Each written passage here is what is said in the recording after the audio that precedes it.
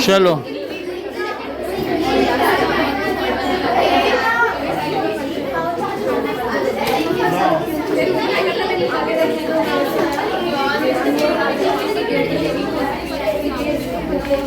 चलो सीधे देखो।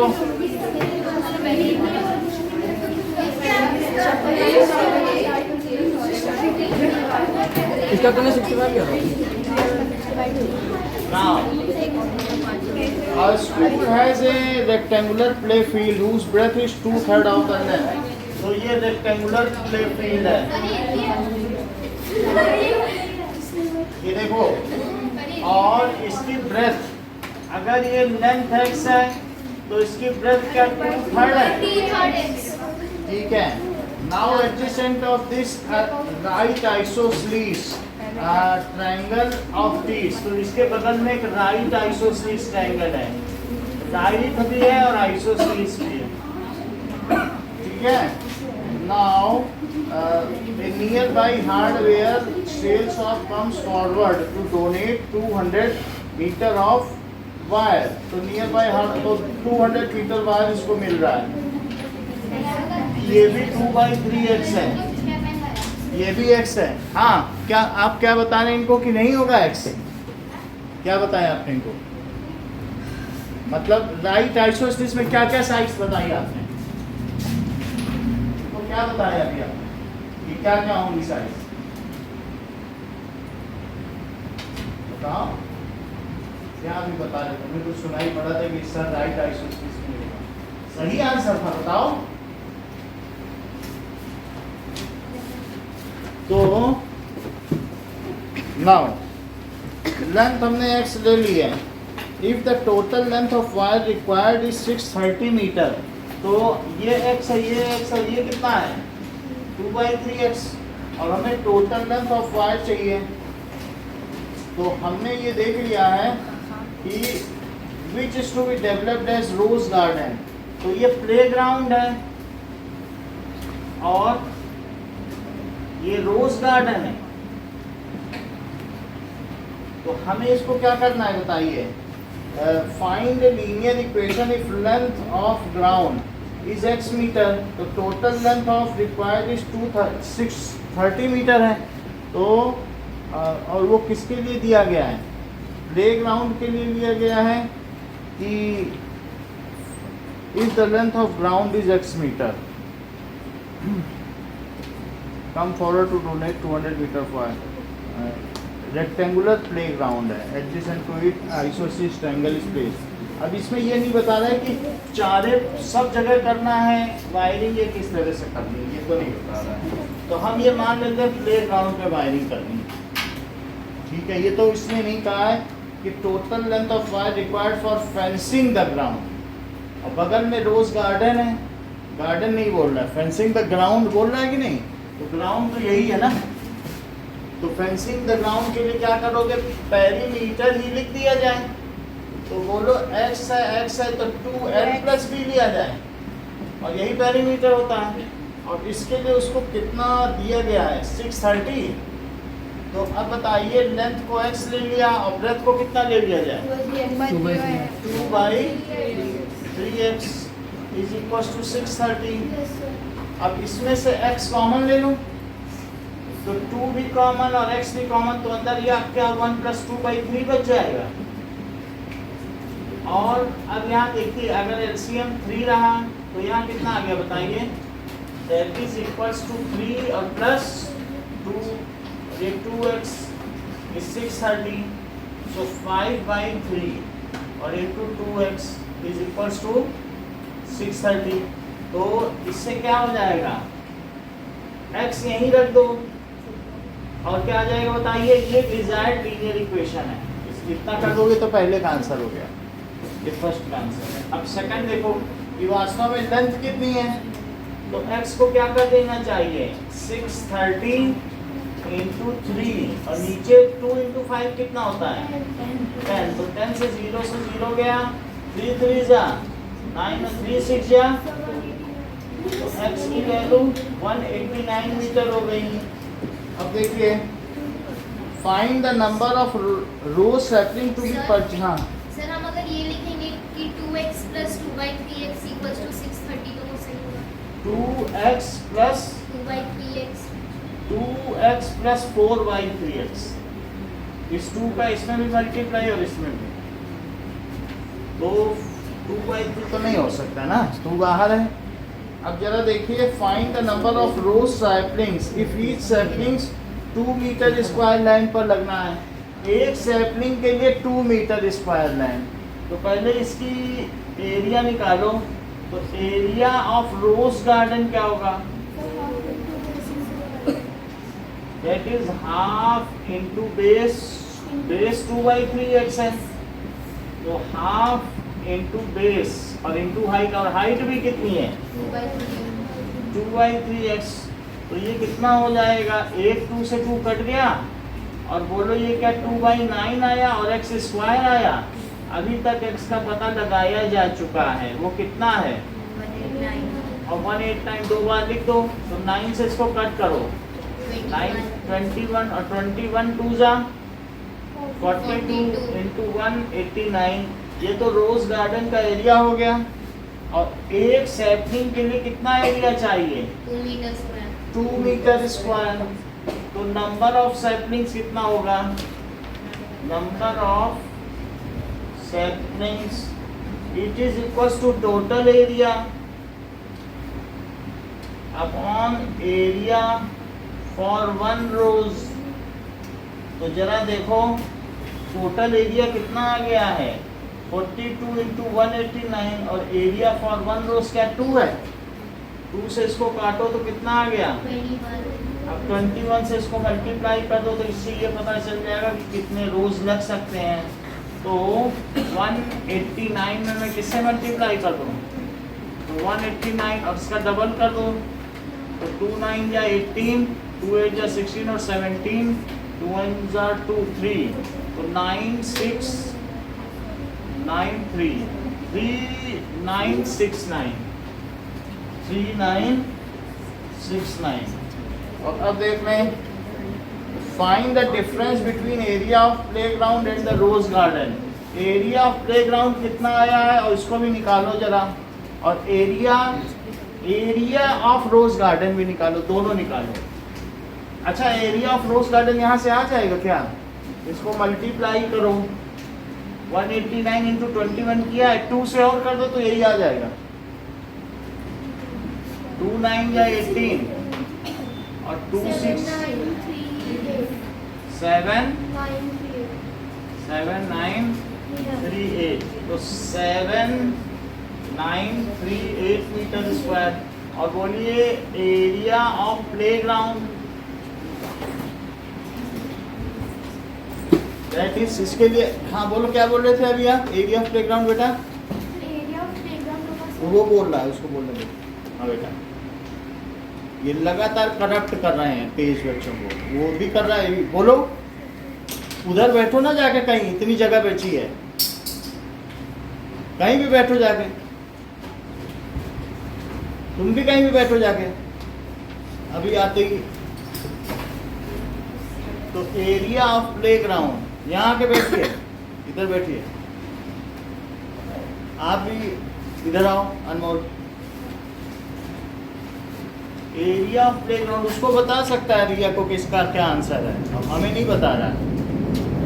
x इंटू 2/3x, x कितना आया? 189 और 2/3x, तो x की जगह 189 लिखते हैं। 189 को कट करो, 63 में 2 का मल्टीप्लाई करो, 126, तो ये कितना आ जाएगा? तो 189 इंटू 126, 6 से करो, 6 9 जा 6 9 54 और 6 48 48 5 6 कम 6 5 से करो, तो 2 9 जा 18, 2 8 जा 16 17, 2 1 is 2, फिर 1 से करिए 189, तो 4 11 और 9 1 10 7 17, तो फिर ये 1 है, 9 1 10 7 17, एक कैरी हो जाएगा। नाउ अब देखो 8 9 10 3 13, तो ये हो जाएगा 23714 23714 मीटर स्क्वायर। इन दोनों में डिफरेंस निकालो। So difference in area it is equal to 23714 और -7938, तो ये कितना हो जाएगा 14 है, तो क्या 6 हो जाएगा, और 10 में से 3 गया तो 7, और अब 16 में से 9 गया तो 7, और नाउ 12 में से 7 गया तो 5, तो इतने मीटर स्क्वायर का डिफरेंस हो जाएगा। अब हम इस चीज़ को टैली कर लेते हैं, एक बार देखिए। और कोई क्वेश्चन गड़बड़ हुआ है? चलो है नंबर फेयर में कर देती, यही किया था तो रफ में कर दिया। ऐसा नहीं करना, रफ से क्या फेयर में तो कुछ नंबर मिल जाते हैं।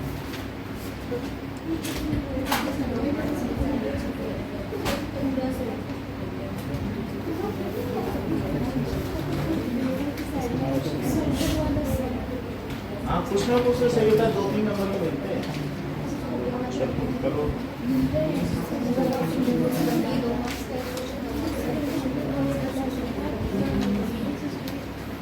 चलो नाउ पहली लाइन क्या है बताइए केस स्टडी की। हाँ ठीक है। A school has rectangular playground. A school has rectangular playground whose breadth is 2/3 of its length.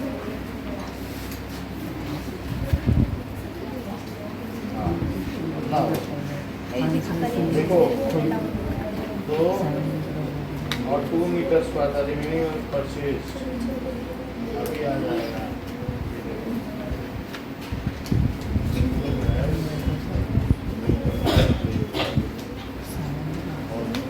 ये दिखाया गया, ये देखो 630।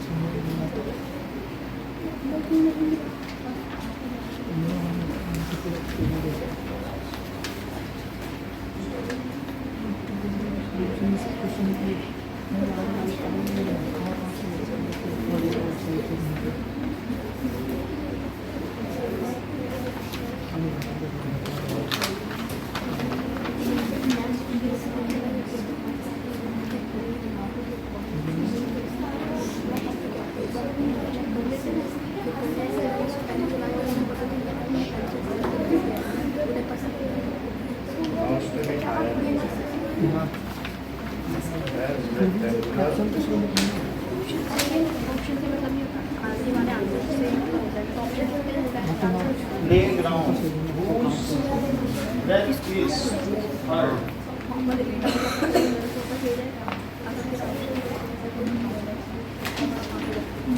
Whose breadth is 2/3.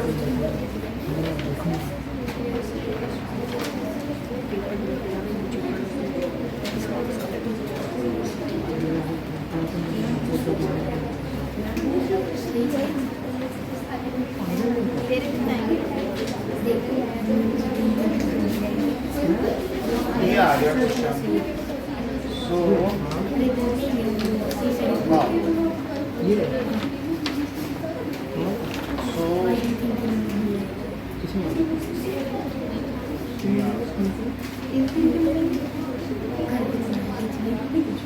और इसका आंसर मिलेगा तो हमें हाँ ऐसे नहीं दिखता।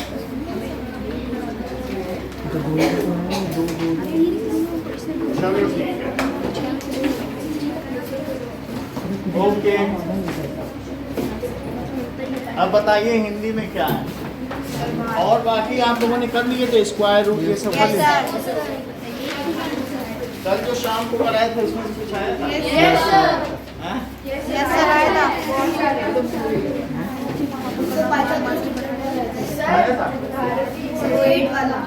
8 वाला में सर व्याकरण से ज्यादा कुछ नहीं आ रहा था। बताओ बताओ। और ग्रामर में सर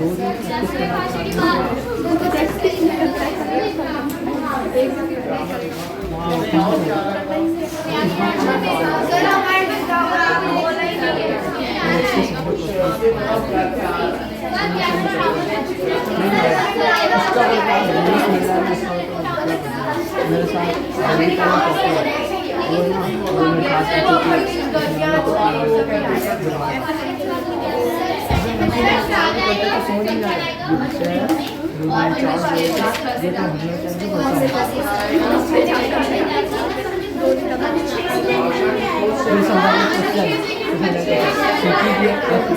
अच्छा ये भारत की खोज कहाँ से कहाँ तक आई? चैप्टर तक?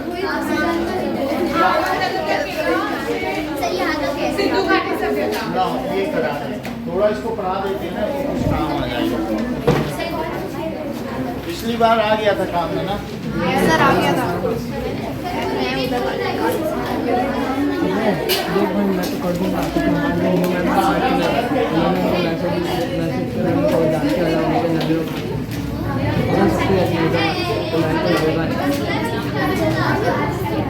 मैम भी डिपेंड कर रहा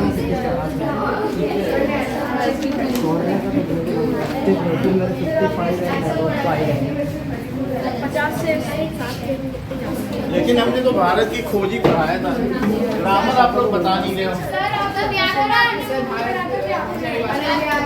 भाषा की बात कहाँ है वो भाषा? सर वो तो हम खुद कर लेंगे सर वो खुद कर कर लोगे? यस सर आप भारत की खुद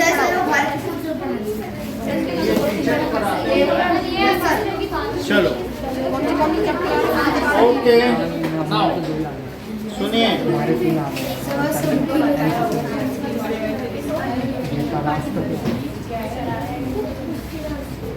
ओके तो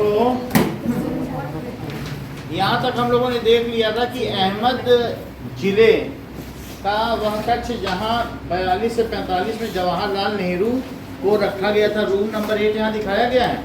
तो वहाँ पर उन्होंने क्या किया था बताओ? बागवानी करनी शुरू कर दी थी कि नहीं? उनको कुछ वो तो इसके बाद नाउ यहाँ का मिट्टी बहुत खराब थी, पथरीली और पुराने मलबे से थी। चूँकि यह इतिहास स्थल है इसलिए अतीत में इससे कई युद्ध और राजमहलों की दुर्लभ संधियाँ देखी हैं। जहाँ वो बागवानी कर रहे थे वहाँ बहुत सारी चीज़ें दबी पड़ी थी, क्योंकि वो जो अहमदनगर का किला था वहाँ पर बहुत युद्ध हुए थे।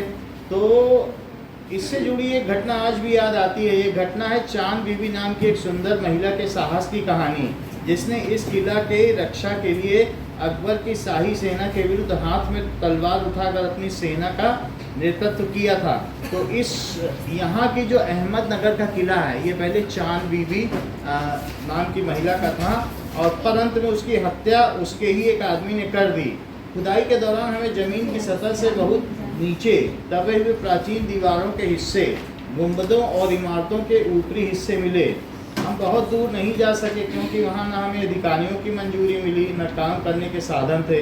मैंने कुदाल छोड़कर अब हाथ में कलम उठा लिए। यानी खुदाई जब उन्होंने की तो बहुत सारी चीज़ें उनको मिलती रहीं।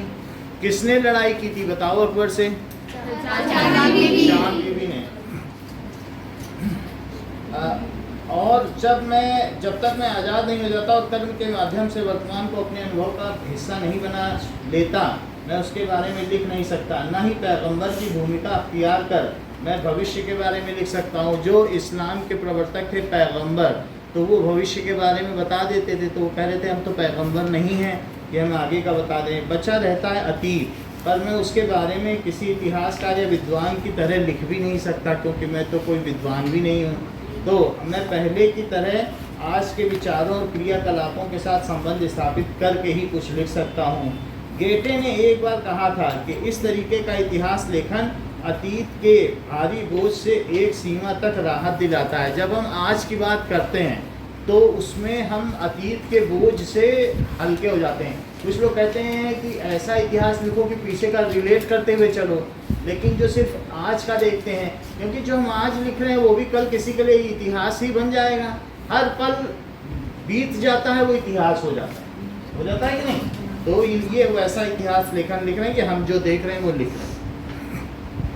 दबाव भला हो या बुरा दोनों ही तरीके से अभिभूत करता है। दबाव ठीक नहीं होता, कभी कभी यह दबाव दमघोटू होता है, खास तौर पर उन लोगों के लिए जिनकी जड़ें बहुत पुरानी सभ्यताओं में होती हैं, मसलन भारत और चीन की सभ्यताएं। कई बार सभ्यता बहुत पुरानी होती है तो उसमें बहुत बंधन भी होते हैं कि इस दिन ये नहीं करना चाहिए, इस दिन ये नहीं करना चाहिए, ऐसा भी तो दबाव हमारे जीवन में आते हैं। तो आखिर मेरी विरासत क्या है, मैं किन बातों का उत्तराधिकारी हूँ?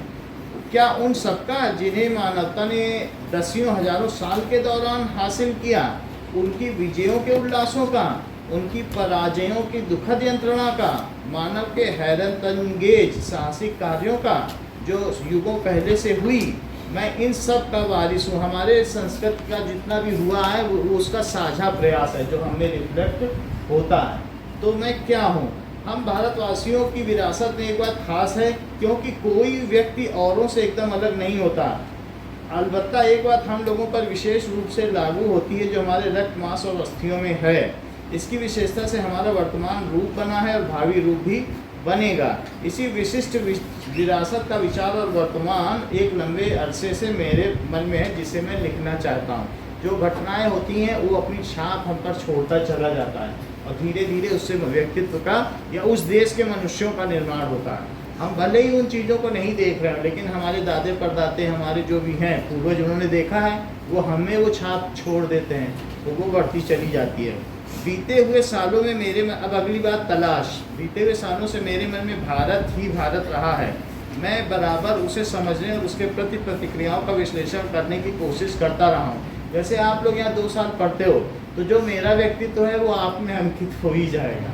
आप जब भी आगे की किसी से कुछ बात करोगे तो उसमें मेरी भी झलक होगी और आप किसी से बात करोगे तो आपका व्यक्तित्व उसमें अंकित हो जाएगा। ऐसा देखा जाता है कि हमारे जो मित्र हैं उनका व्यवहार हम उनके जैसे बोलने बतलाने लगते हैं। तो ऐसा होता है जैसे हमारे मित्र होते हैं धीरे धीरे वैसा हमारा बात करने का नज़रिया देखने का ढंग भी बदलता चला जाता है। तो जिनके साथ हम रहते हैं वैसा हमारा बर्ताव होता चला जाता है। बीते हुए सालों से मेरे मन में भारत ही भारत रहा है। मैं बराबर उसे समझने की कोशिश करता हूँ, मेरे बचपन की ओर लौट कर याद करने की कोशिश करता हूँ कि कैसे और मेरे ताज़े अनुभव से हमने उसे कैसे संवारा था। मैं बचपन में कैसे महसूस करता था और फिर मैं अपने अनुभव से उसे कैसे ठीक करता गया। आखिर भारत है क्या? भारत के अतीत की झांकी। तो इसने अपनी प्राचीन शक्ति को कैसे खो दिया? ये तो जब बोल रहे हैं जब अंग्रेजों की बात है, क्या उसने इस शक्ति को पूरी तरीके से खो दिया है? विशाल जनसंख्या का बसेरा होने के अलावा क्या इसके पास कुछ भी नहीं है जिसे शानदार कहा जा सके? आधुनिक विश्व से उसका तालमेल कैसे बढ़ाया जा सकता है? भारत मेरे खून में रचा बसा था, इसके बावजूद मैंने उसे एक बाहरी आलोचक की तरह देखना शुरू किया। मतलब हमने उसे ऐसा देखा कि हम भारत के नहीं, हम बाहर से देखने आए हैं भारत को। इस तरीके से इन्होंने देखना शुरू किया। तो बहुत से अवशेष जिन्हें उसने देखा था नापसंद करता था। ऐसा आलोचक जो वर्तमान के साथ साथ अतीत के बहुत अवशेषों को देखे और उसे नापसंद करे। एक हद तक मैं उस पश्चिम के रास्ते से होकर पहुंचा था। मैं जहां भारत में हूं तो यहाँ ये क्या है बताओ? इसके इधर पश्चिम है, यूरोप। तो जवाहरलाल नेहरू यूरोप में पढ़े लिखे थे, इंग्लैंड से पढ़कर आए थे, तो वो पश्चिम के रास्ते भारत आए हैं। वो अपने आप को समझ रहे हैं कि मैं वहाँ से आया हुआ व्यक्ति। और ऐसा आलोचक जो पश्चिम के रास्ते पहुँचा था, मैंने उसे उसी भाव से देखा जैसे कोई पश्चिम मित्र या यूरोपियंस देखता। तो मेरे भीतर शंकाएं उठ रही थी, क्या मैंने भारत को जान लिया है जो उसके अतीत की विरासत के बड़े हिस्से को खारिज करने का साहस कर रहा था। जैसे आप देखें पश्चिमी देश कहते हैं भारत में ऐसा कुछ नहीं है, उसके पास कोई विरासत नहीं है। हमारी बहुत सारी विरासतों को ऐसे ही दबाए रखा गया, जैसे कोणार्क का सूर्य मंदिर G20 में उन्हें दिखाया गया कि कैसे ये होता है, यहाँ कैसे अभी तक 2400 सालों से सही घड़ी काम कर रही है। तो ये दिखाया जा रहा है कि ये कोई हमारी विरासत आज की नहीं है, ये बहुत पुरानी विरासत है जिसको हमारे इतिहास में हमको कभी पढ़ाया ही नहीं गया। तो लेकिन जो पश्चिम से आएगा तो वो नकार देगा। लेकिन अगर भारत के पास कुछ नहीं होता जो बहुत जीवंत और टिकाऊ है, तो भारत का वजूद उस समय उस रूप में नहीं होता जो आज है, और हजारों वर्ष तक अपने सभ्य अस्तित्व की पहचान नहीं बनाए रख सकता था। जैसे बहुत औरंगजेब और इन लोगों ने भी तक्षशिला, अलाउद्दीन खिलजी ने तक्षशिला के जब जलाया विश्वविद्यालय को, तो वो 3 साल तक जलता रहा, इतनी किताबें थी। यानी उसमें इतनी ज़्यादा किताबें थी कि सब तरफ उसके सिपाही लगे रहे, वो जला नहीं पाए, 3 साल जलता ही रहा। अब कितने 57 देशों से लोग वहाँ पढ़ने आते थे, विश्व की सबसे बड़ी यूनिवर्सिटी थी। इसके अलावा भी कितने लोगों को औरंगजेब ने मारा, लेकिन ये कितनी गहरी जड़ थी कि भारतीय संस्कृति को मिटा नहीं सकी। और नहीं तो आप देखो, ईरान हुआ, पर्सिया हुआ, फारस, वहाँ अलग अलग धर्म के लोग थे, लेकिन उनकी जड़ें गहरी नहीं थी, वो तुरंत बदल गए। उन्होंने कहा ठीक है, हम इस्लाम कबूल कर देते हैं, हमें मारो मत। लेकिन यहाँ के लोगों ने मर जाना स्वीकार किया। तो कभी बौद्ध का आक्रमण हुआ, बौद्ध धर्म का भी तो हुआ, तो लेकिन तब भी नहीं बौद्ध में बदले। इस तरीके से इस्लाम का आक्रमण हुआ, अंग्रेजों के समय में क्रिश्चियनिटी का हुआ, लेकिन अभी भी देखो जो कुछ तो बदल गए, लेकिन कुछ ऐसे थे जो नहीं बदले।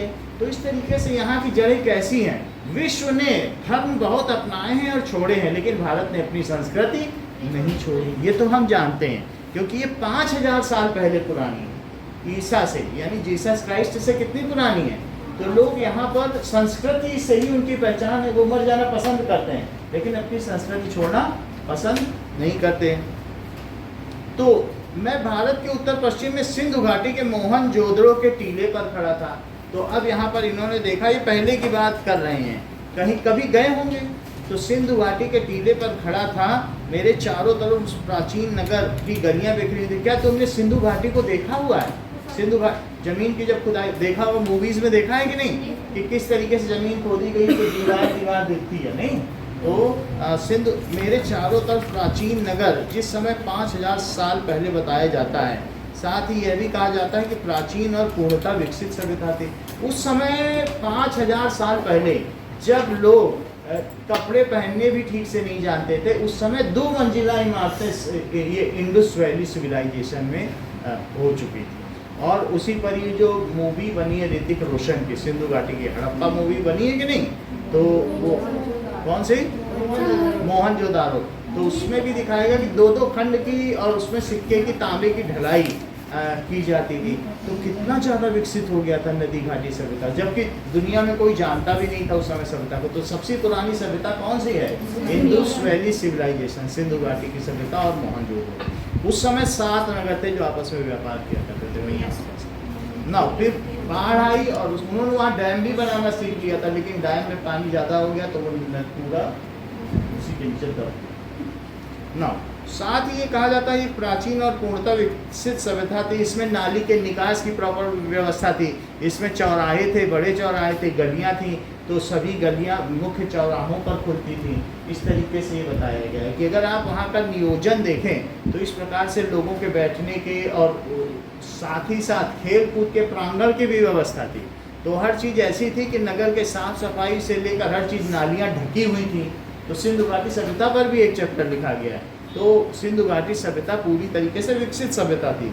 तो इसके स्थायी रूप से टिके रहने का कारण इसका ठेठ भारतीयपन और आधुनिक भारतीय सभ्यता का आधार। यह विचार आश्चर्यचकित कर देता है कि कोई संस्कृति 5-6 हजार साल या उससे भी अधिक समय तक निरंतर बनी रहे, और वो भी बराबर परिवर्तनशील और विकास मान रहकर। फारस, मिस्र, ग्रीस, चीन, अरब, मध्य एशिया और भूमध्य सागर के लोगों ने उसका बराबर निकट संपर्क रहा। तो ये जो सभ्यता हमारे यहाँ विकसित हुई, इसने और जगहों से भी बहुत सारी चीज़ें ली। अगर जब हमने खुदाई की सिंधु घाटी में, तो वहाँ ईरान के भी बर्तन मिले हैं। ईरान का मतलब पर्सिया है, दैट इज़ फारस, और जो दूसरे चीन के भी मिले हैं। तो इसका मतलब है कि कई जगह जो सिल्क रूट है उनसे इनका व्यापार तब भी चलता रहता था, कहीं ना कहीं उन्होंने रूट बना रखा था और उससे आना जाना। यद्यपि भारत ने उन्हें प्रभावित किया और स्वयं भी प्रभावित हुआ, फिर भी उसका सांस्कृतिक आधार इतना मजबूत था कि वो हिला नहीं सका। आप ये समझिए, वही आर्यंस यहाँ आए, तो आर्यंस का मतलब स्वास्तिक का चिन्ह होता है। तो उन्होंने हिमालय पे तपस्या की, और हिमालय पर तपस्या करके वेद लिखे, कुरान लिखे, उपनिषद लिखे, और वही आर्यन चले गए जर्मनी, तो वहाँ हिटलर का जन्म हो गया। दोनों का ओरिजिन एक है, लेकिन ज़मीन का प्रभाव है, गंगा का प्रभाव है, और यहाँ की हिमालय की जो अलग स्पंदन का प्रभाव है कि यहाँ वो महान हो गए। और जर्मनी में उन्होंने शराब पीना शुरू कर दिया और हिटलर बन गए, ज्यूज को मारना शुरू, वहाँ वो कुछ नहीं कर पाए। तो ये भारत भूमि का प्रभाव है कि जहाँ जो लोग यहाँ आए वही द्रविडियंस यहाँ आए। द्रविडियंस का कोई लेना देना नहीं है। और वहाँ यहाँ भी उन्होंने यहाँ की मूल भाषा संस्कृत थी, उन्होंने भी संस्कृत सीखी। आर्यंस भी यहाँ कर उन्होंने संस्कृत अपना ली और यहाँ की भाषा को अपनाया और देखिए कितने बड़े बड़े ग्रंथ लिखे। तो इससे क्या पता चलता है, और ऐसी चीज़ें लिखी। और सिर्फ ऐसा नहीं है कि ग्रंथ लिखे, उसमें चरक संहिता, सुश्रुत संहिता कि इलाज इतने तरीके के होते हैं, विमान बनाने की पद्धति, गणित की पद्धति, अलग अलग चैप्टर्स। इसके अलावा कितने तरह के ग्रह होते हैं, आकाश मंडल क्या होता है, निहारिकाएं क्या होती हैं, आकाश गंगा क्या होती है, हर चीज़ पे लिख डाला, जैसे कि सब सामने देख रहे हो। तो ऐसा किस धर्म ग्रंथ में होगा कि जहाँ ये सारी चीज़ें इतने बड़े स्तर पर हों और वहाँ पर उस सब चीज़ों का आप देखो नालंदा में ज्ञान प्राप्त करने आते थे। उसमें घर बनाने की कला, इस चीज़ की कला, हर एक वनस्पति का पूरा उन्होंने लिख दिया जैसे जंगल जंगल घूमे। तो इस तरीके से जो ज्ञान है, लेकिन वो बाद में चूंकि ये श्रुति ज्ञान था, श्रुति ज्ञान का मतलब एक से दूसरे को दिया जाता था, तो वो बचा रह गया, वो जला तो गया। लेकिन बहुत सारा ऐसा ज्ञान है लोग जो सुना भी करते थे ना, तो वो सुना के फिर से लिख दिया। तो समझ में आ गई। तो यहाँ पर ये बात बताया गया कि यहाँ की जड़ें बहुत मजबूत थी। मैंने उन पराक्रमी राजाओं के साथ भारत की यात्रा की जो सुदूर अतीत में चीन और पश्चिम से मध्य एशिया आए और अपनी यात्राओं की दास्तान छोड़ गए। यहाँ पर ये बताया गया सुदूर अतीत में यहाँ चीन और पश्चिम से और मध्य एशिया से आए थे। यानी भारत में कहाँ से आए थे? चीन से आए, ये मिडिल मध्य एशिया का मतलब यहाँ से आए, मंगोलिया से आए, और दक्षिण से यहाँ मलेशिया से आए या और दूसरी जगहों से सब लोग आए, अपने निशान यहाँ छोड़ गए। अपनी छाप तो छोड़ गए लेकिन यहाँ की छाप मिटा नहीं पाए। क्या बात ऐसी थी कि अलेक्जेंडर यहाँ पर आने पर वो यहाँ की उत्तरी सीमा से अफगानिस्तान के आगे नहीं बढ़ा, लौट गया? क्या बात ऐसी? तो यहाँ के जो वीर राजा थे पोरस, हारने के बाद भी उसकी ऐसी बातें थी कि जैसे उसने कहा था कि जैसा एक वीर राजा दूसरे के साथ करता है तुम मेरे साथ वैसा व्यवहार करो, तो उसने हरा दिया था। तो ये बातें कही जाती हैं कि अब देखो यहाँ पर मैं उस हिमालय पर घूमता रहा जिसके पुराने मिथकों और दंत कथाओं के साथ निकट संबंध है, हमारे विचारों और साहित्यों को बहुत दूर तक जिसने प्रभावित किया है।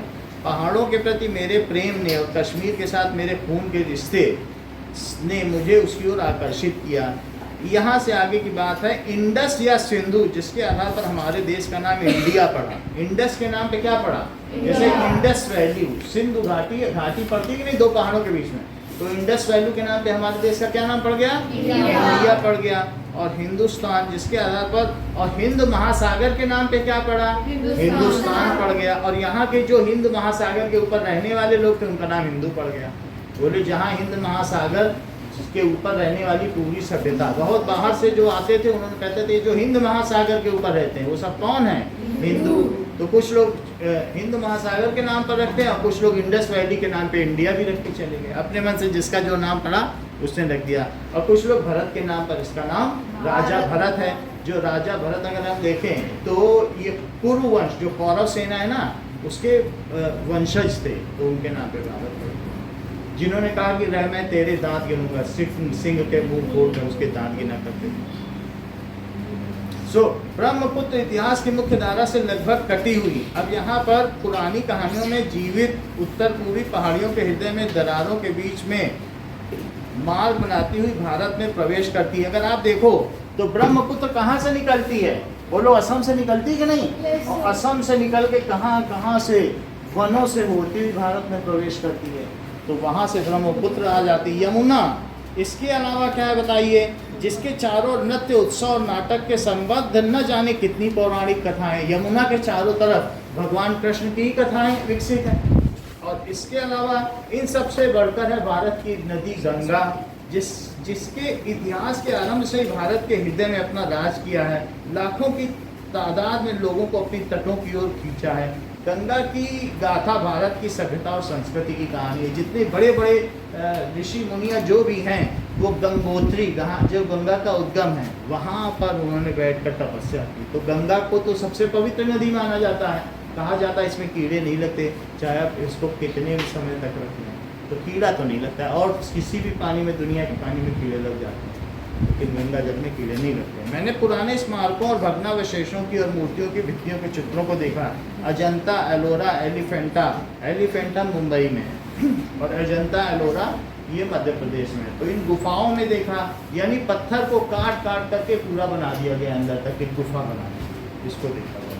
तो और मैंने आगरा और दिल्ली में कुछ समय बाद बनी खूबसूरत इमारतों को भी देखा, जहाँ का प्रत्येक भारत के अतीत की कहानी कह रहा था। मैं अपने शहर इलाहाबाद में फिर हरिद्वार में महान स्नान पर कुंभ में जाता हूँ तो देखता हूँ सैकड़ों और हजारों की तादाद में लोग आते हैं। जैसे हजारों वर्ष से उनके पुरखे आते थे, वैसे ही मुझे 1300 साल पहले चीनी यात्री और कुछ लोगों द्वारा लिखे पर्वों के वर्णन याद आ जाते हैं, जो कि मेले पुराने पड़ चुके थे और प्राचीन काल में गुम हो चुके थे। यानी भारत में जब भेंटसांग आया तब उसने ये लिखा था कि मौर्य काल में, अशोक के समय में दोनों ओर छायादार वृक्ष लगे हुए थे और साफ सफाई की बड़ी उत्तम व्यवस्था थी। वो चकित होकर लिखता है कि चीन में उस समय कुछ भी नहीं था और यहाँ की मौर्य काल की व्यवस्था कितनी अच्छी थी। गण थे, उनके गणपति हुआ करते थे, उनके बीच में जनपद थे, बड़ी अच्छी व्यवस्था थी। जैसे रिपब्लिक नहीं होता है कि लोगों के द्वारा चुने जाते थे, तो उसने कहा अशोक के काल में लिखा, उसने बड़ी तारीफ की है। तो बाहर से आने वाले बहुत सारे ऐसे यात्री थे, दार्शनिक थे, जिन्होंने बहुत कुछ भारत के बारे में और यहाँ की संस्कृति के बारे में लिखा। मुझे हैरत होती है वो कौन सी प्रबल आस्था थी जो हमारे लोगों को अनगिनत पीढ़ियों से भारत की इस प्रसिद्ध नदी की ओर खींचती चली आई है। इवन विश्व में भी भारत के योग का नाम इसलिए है क्योंकि ये बहुत पुरानी देन है। जो योग है, योग हमको अंदर से जोड़ता है। एक एक्सरसाइज होती है और एक योग होता है। तो योग के द्वारा क्या है, योग अंत में ध्यान की ओर हमको ले जाता है। तो इसलिए विश्व गुरु कौन माना जाता है? भारत माना जाता है कि भारत, योग तो है ही है, योग उसकी देन है। जो हम लोगों में अष्टांग होता है, 8 चीज़ें होती हैं, उसमें एक चीज़ योग है। एक चीज़ है कि हमें अनाज क्या खाना चाहिए, तो उसके लिए अलग योग है। फिर हमें ध्यान कैसा करना चाहिए, हमें आचरण कैसा करना चाहिए, व्यवहार कैसा। तो 8 अंगों में से एक अंग योग। मेरे अध्ययन की पृष्ठभूमि के साथ इन यात्राओं और दौरों से मिलकर मुझे अतीत में देखने की अंतर्दृष्टि दी। मैंने मन में भारत की जो तस्वीर थी उसमें धीरे धीरे सच्चाई का मैं बोध करने लगा। मेरे पूर्वजों की भूमि इसमें जीते जागते लोग आबाद हो गए जो हंसते रोते थे, और इन्हीं में ऐसे लोग भी थे जिन्हें ज़िंदगी की जानकारी और समझ थी। ये सब तो ऐसे ही लिखा। सारनाथ में मैंने बुद्ध का पहला उपदेश देते हुए लगभग साफ देखा। 2500 वर्ष का फासला तय करके कुछ अभिलिखित शब्द दूर से आते हुए। इसके बाद इन्होंने क्या बताया कि जब महात्मा बुद्ध को कौन सा पेड़ था, बोधि वृक्ष के नीचे ज्ञान प्राप्त हुआ, तो उन्होंने सारनाथ में उन्होंने अपना पहला उपदेश दिया। तो जो उनके दोस्त थे, 6 लोग थे, तो 6 लोग उनके साथ पहले ध्यान भजन करने गए। तो पहले उनका नाम राहुल था, उनकी पत्नी का नाम क्या था? संघमित्रा। जो भगवान बुद्ध थे ना, तो उनकी पत्नी का क्या नाम था? वो रात में अपनी पत्नी को छोड़कर चले गए, ठीक है, भगवान बुद्ध। तो अब उसके बाद और फिर उसके बाद ध्यान करने लगे, तो 6 लोग उनके साथ रहे। तो शुरू में उनके लिए खाना पीना आ जाता था, गांव के लोग भेज जाते थे। 6 जो उनके चेले चपाटे थे वो भी ध्यान करने लगे। फिर उन्होंने देखा 6 महीना बीता, उन्होंने कहा कुछ फ़ायदा नहीं, और उन्होंने खाना भी छोड़ दिया। तो सब चेले चपाटे भाग के काशी चले गए। बोले ये तो खाना भी नहीं खाना, इनके साथ कुछ फ़ायदा ही नहीं है। लेकिन वो ध्यान करते रहे और करीब 1.5 साल के बाद उनको अनुभूति हो गई। फिर इसके बाद वो अपने मित्रों से मिलने काशी गए। तो मित्र उनसे इधर उधर करते, बोले एक बार मेरी ओर देख तो लो मुझ में क्या हो गया। तो जब देखे तो फिर से उनके चरणों में गिर गए। यानी उनमें इतना परिवर्तन हो गया था कि देखने मात्र से ही उनमें बदलाव आ गया। तो जो बुद्ध को देख लेता था तो परिवर्तन, जिसको ज्ञान प्राप्त हो गया, फिर वो साधारण व्यक्ति नहीं रहता है। तो यहाँ पर जैसे हम लोगों ने देखा था कि चैतन्य महाप्रभु के समय में वो अंगुलीमाल उनके पैरों पे गिर गया था, वरना तो उनको मारने चला था तलवार से। अंगुलियों की काट के माला पहनता था कि नहीं, जितनों को मार देता था। तो फिर यहाँ हमने देखा कि सारनाथ में बुद्ध का पहला उपदेश हुआ। 2500 वर्ष का फासला तय करके उसकी प्रतिध्वनि मुझे सुनाई पड़ी। अशोक के पाषाण स्तंभ के माध्यम से एक आदमी के बारे में हमें ऐसी बात बताते थे कि जो एक सम्राट या राजा से भी महान था। क्यों? क्योंकि कलिंग युद्ध में जब उसने सबको मार दिया, वहाँ का बच्चा लड़ा था कलिंग में राजा सम्राट से, और सम्राट अशोक ने अपने 99 भाइयों को भी मार दिया था राज्य के लिए। तो जब सबको मार दिया, फिर इसके बाद उसने कलिंग युद्ध की। तो कलिंग युद्ध में जब उसने देखा कि यहाँ तो एक बच्चा लड़ा है मरने के लिए, वो जीत तो गया लेकिन उसका हृदय विदारक हो गया। उसने कहा नहीं, अब हमें ये युद्ध छोड़ देना होगा। फिर वो गौतम बुद्ध की शरण में गया, बुद्धम शरणम गच्छामि। वहाँ जा कर के उसने कहा कि मैं बुद्ध धर्म को फैलाऊंगा। उसने अपने बेटे महेंद्र और पुत्री संघमित्रा को जगह जगह भेजा। उसने जापान भेजा, कोरिया भेजा, इसके अलावा जावा, सुमात्रा, बोर्नियो, इसके अलावा मलेशिया जो है, इंडोनेशिया, सब जगह भेजा, चाइना भेजा, मंगोलिया भेजा। तो सब जगह आज इस समय देखो तो तीसरे नंबर पे बुद्ध धर्म है। तो वो लोग सब ध्यान करते हैं। तिब्बत में 2x2 का एक ऐसा टेंट लगा के पूरी ज़िंदगी लोग उसी के अंदर बैठ के बिता देते हैं। तो ध्यान करते हैं। बुद्ध धर्म क्या है? आन अपान सती योग, सिर्फ ध्यान पर सांस लगाना, सांस लो और छोड़ो, इसी पे ध्यान लगाना। तो वो उस पर ध्यान करते हैं। तो अल्टीमेटली किसने फैलाया बुद्ध धर्म? अशोक ने फैलाया। और वो आज भी लोग दूर दूर से आते हैं बुद्ध धर्म के लिए। तो इन्होंने ये सब देखा। मुझे आकर्षित इसमें ये चीज़ बताई गई कि इस तरह भारत के इतिहास की लंबी झांकी उतार चढ़ावों से पटी पड़ी। इनकी भाषा का शैली उतना अच्छा नहीं है, बहुत ज़्यादा जवाहरलाल नेहरू को आता है। देखो लिखने की कोई अच्छा पैटर्न नहीं है ना, आप देखो। तो भारत की शक्ति और सीमा, भारत के शक्ति के स्रोतों और पतन और नाश के कारणों की खोज उलझी है, पर उसके पतन के हाल के कारण पर्याप्त हैं। भारत के शक्ति के स्रोत और उसके पतन और नाश के कारणों की खोज लंबी है। भारत तकनीक की दौड़ में पिछड़ गया और यूरोप जो तमाम बातों में पिछड़ा था वो आगे निकल गया।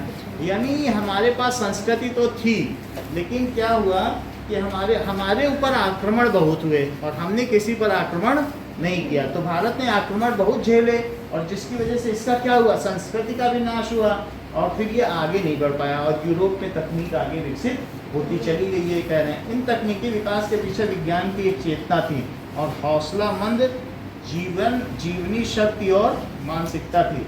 नई तकनीकों ने पश्चिम यूरोप के देशों को सैनिक बल दिया और अपना विस्तार करके पूरब पर अधिकार करना शुरू कर दिया। तो जब नई शक्ति थी, हम पूर्व में, हम लोग कौन से हैं? तो जो इन लोगों ने कौन सी ऐसी दो चीज़ें थी जिसकी वजह से इंग्लैंड ने पूरी दुनिया पर अधिकार कर लिया? दो चीज़ का नाम है, पहली चीज़ है कि एक स्टीम इंजन बनाया और दूसरा स्पिनिंग जेनी। स्पिनिंग जेनी का मतलब एक ही मशीन से 1000 सूत काट के कपड़ा बनाया जा सकता है। जैसे चरखे से एक होता है, स्पिनिंग जेनी से 1000 सूत थे।